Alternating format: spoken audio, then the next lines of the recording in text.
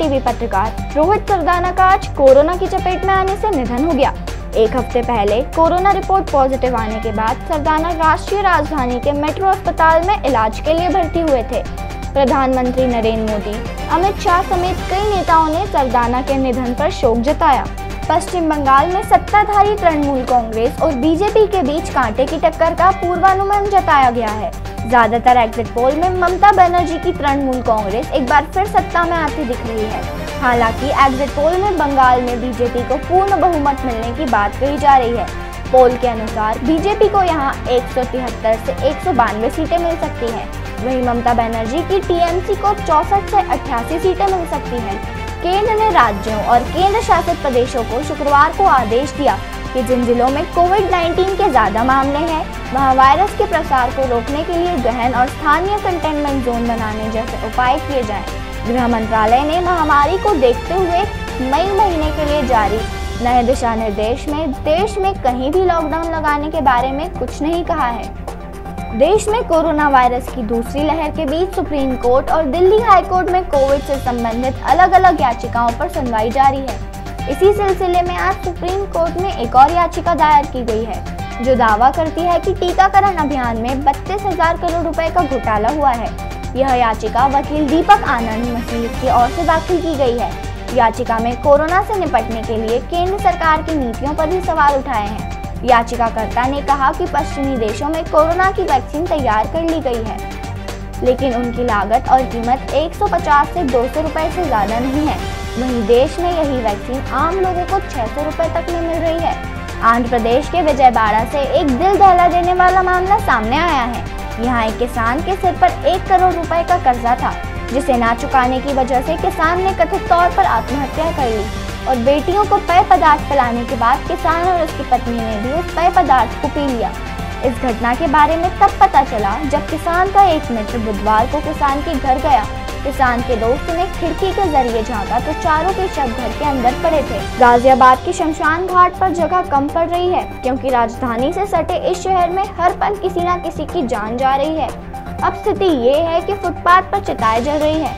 वहीं कर्नाटक में सरकार को घरों के आसपास की जगहों और खेतों में भी अंतिम संस्कार की इजाजत देनी पड़ी है। उत्तर प्रदेश में मुरादाबाद के एक अस्पताल में ऑक्सीजन की सप्लाई रुकने से 17 कोरोना मरीजों की मौत होने का दावा किया जा रहा है। मामला मजोला थाना इलाके के ब्राइट स्टार हॉस्पिटल का है। हालांकि प्रशासनिक अधिकारियों ने सिर्फ 6 मरीजों की मौत की बात कही है, लेकिन एक मरीज के परिजन का दावा है कि मौत का आंकड़ा कहीं ज्यादा है। भारत में कोरोना पॉजिटिव होने वाले हर 100 लोगों में से 1 से ज्यादा की मौत हो रही है, लेकिन देश के बड़े शहरों में कोरोना मृत्यु दर अब भी 2.5% तक है। पंजाब, गुजरात, पश्चिम बंगाल के कई प्रमुख शहरों में हर 100 संक्रमितों में से 2 की मौत हो रही है, जबकि दिल्ली, मध्य प्रदेश, राजस्थान और उत्तर प्रदेश जैसी बड़ी आबादी वाले प्रदेशों में CFR 1% या इससे ज्यादा है।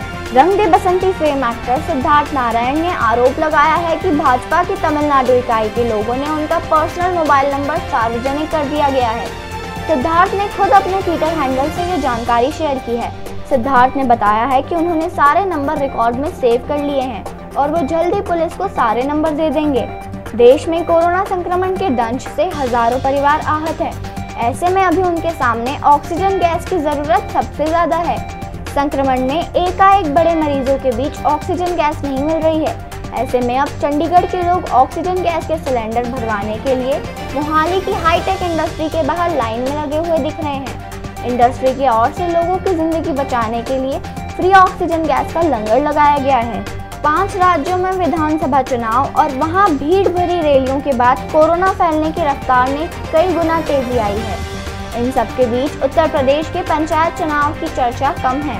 यूपी के सबसे बड़े शहरों में मचे हाहाकार के बीच कोरोना ने अब गांव में भी तेजी से पांव पसारना शुरू कर दिया है। राज्य में हर दिन करीब 30,000 केस मिल रहे हैं। इनमें दूर दराज के जिलों की हिस्सेदारी काफी ज्यादा है। कोरोना की दूसरी लहर की वजह से देश में चरमाई मेडिकल व्यवस्था को संभालने के लिए केंद्र सरकार एक्शन में आ गई है। इसी के मद्देनजर सरकार ने गुरुवार को अगले 3 महीने के लिए वेंटिलेटर, ऑक्सीजन जनरेटर समेत 17 मेडिकल डिवाइसों को इंपोर्ट करने को मंजूरी दे दी। इससे कोरोना के खिलाफ चल रही लड़ाई में मदद मिलेगी। केंद्रीय मंत्री पीयूष गोयल ने सोशल मीडिया के जरिए इसकी जानकारी दी। भिंड जिला अस्पताल में बुधवार रात बड़ी अप्रिय घटना होने से बची। मेल मेडिकल वार्ड में ऑक्सीजन सिलेंडर बदलने के दौरान अफवाह उड़ी कि ऑक्सीजन खत्म होने वाली है। अटेंडर कोविड आईसीयू की और सिलेंडर लेने के लिए चल पड़े। स्टाफ ने वार्ड से बाहर निकलकर खुद को सुरक्षित किया। सीएमएचओ और आला अधिकारियों को सूचना दी गई। मौके पर collector Satish Kumar, SSP Manoj Kumar Singh, CMHO doctor Ajit Mishra मौके पर पहुंचे। वार्डों से अटेंडर को बाहर निकाला। रात में ही मालनपुर की सूर्य रोशनी से 63 सिलेंडर बुलवाए गए। सीरम इंस्टीट्यूट ऑफ इंडिया के सीईओ अदार पूनावाला ने अपनी वैक्सीन की कीमत घटाने का ऐलान किया है। उन्होंने अपने कोविड-19 टीके कोविशील्ड की राज्य सरकारों के लिए कीमत 400 रुपये प्रति खुराक तय की थी। अब इसे घटाकर 300 रुपये प्रति खुराक तय कर दिया गया है। खुद एसएसआई के सीईओ अदार पूनावाला ने ट्वीट कर इसकी जानकारी दी। देश में कोरोना की भयावह स्थिति को देखते हुए प्रधानमंत्री नरेंद्र मोदी ने पीएम केयर्स फंड से 1 लाख पोर्टेबल ऑक्सीजन कंसंट्रेटर खरीदने का फैसला किया है। प्रधानमंत्री कार्यालय ने एक बयान जारी कर कहा कि प्रधानमंत्री ने जल्द से जल्द पीएम केयर्स फंड के जरिए 1 लाख पोर्टेबल ऑक्सीजन सांद्रक खरीदने का निर्देश दिया है। इनकी आपूर्ति संक्रमण से ज्यादा प्रभावित राज्यों को की जाएगी। उत्तर प्रदेश में ऑक्सीजन की कमी की एक और खबर सामने आई है। मुरादाबाद के एक निजी अस्पताल में गुरुवार को कोरोना के 6 मरीजों की मौत हो गई। परिजनों का आरोप है कि ऑक्सीजन की कमी से मौत हुई। वहीं अधिकारियों का कहना है कि अस्पताल में ऑक्सीजन की कोई कमी नहीं है। इस बीच लखनऊ की राजधानी कोरोना हॉस्पिटल की 4थी मंजिल से कूदकर एक मरीज ने आत्महत्या कर ली। बिहार के मधेपुरा के सिंहेश्वर थाना क्षेत्र के मुख्य बाजार में बुधवार शाम 6 बजे दुकान बंद कराने को लेकर स्थानीय प्रशासन ने सख्ती दिखाई। इसमें एक सब्जी वाले के सिर पर चोट लग गई। इससे गुस्साए दुकानदारों ने वीडियो की गाड़ी पर हमला कर दिया। कोरोना वायरस के लगातार फैलते संक्रमण से इस समय पूरा देश बुरी तरह जूझ रहा है। ऐसे में इस मुश्किल समय में राजस्थान रॉयल्स फ्रेंचाइजी ने कोविड रिलीफ में 7.5 करोड़ रुपए का दान देने की घोषणा की है। राजस्थान रॉयल्स की ओर से फ्रेंचाइजी ने सोशल मीडिया पर पोस्ट शेयर कर इस बात की जानकारी साझा की है। इंदौर कनाड़िया पुलिस ने चेकिंग के दौरान एक 4 पहिया वाहन से 23 लाख रुपए नगद राशि पकड़ी है, जिसमें 3 युवकों को गिरफ्तार किया गया है। यह तीनों होशंगाबाद से रुपए लेकर आ रहे थे। फिलहाल इतनी बड़ी रकम लेकर कहां जा रहे थे, इस बात का खुलासा नहीं हो सका है। पुलिस को एक बॉक्स नजर आया। जब उसको खोला गया तो उसमें 23 लाख रुपए से अधिक की राशि नगद रखी हुई थी। जब इस रकम का इन लोगों से पूछा गया तो किसी प्रकार का जवाब नहीं दे पाए। सिर्फ इतना बताया कि यह राशि होशंगाबाद से लेकर आ रहे। इंदौर की सदर बाजार पुलिस ने एक दिन पूर्व 2 अलग-अलग समुदायों के 2 पक्षों में हुए विवाद के बाद पुलिस ने दोनों पक्षों के खिलाफ कार्यवाही करते हुए 10 लोगों को गिरफ्तार किया है। वहीं एक आरोपी के खिलाफ पुलिस ने रासुका की कार्यवाही भी की है। एसपी ने फिर जनता से अपील भी की है कि पुलिस प्रशासन कोरोना की इस महामारी से निपटने में लगा है और आप आपस में ही विवाद कर रहे हैं। अगर किसी से कोई परेशानी हो तो आप पुलिस प्रशासन के अधिकारियों के पास आकर अपनी बात रखें, ताकि उस विवाद का जल्द से जल्द समाधान किया जा सके।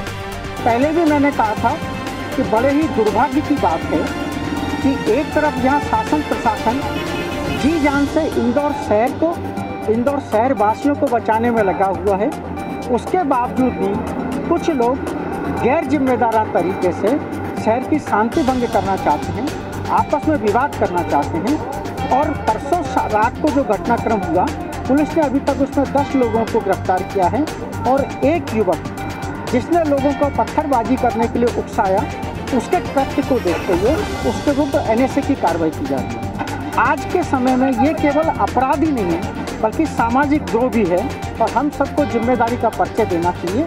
यदि इस प्रकार का कोई छोटा मोटा विवाद है तो आप आइए, शांति से थाने पर जाइए, वरिष्ठ अधिकारियों को जाइए, हर चीज़ की विधि सम्मत कार्रवाई होगी। लेकिन इस तरह वर्तमान परिवेश में आप अगर कुछ भी अनुचित करेंगे, गैर जिम्मेदाराना करेंगे, तो केवल अपराध ही कायम नहीं होगा बल्कि दूसरी भी कई दूसरी कार्रवाइयाँ भी पुलिस और प्रशासन के द्वारा अमल में लाई जाएंगी।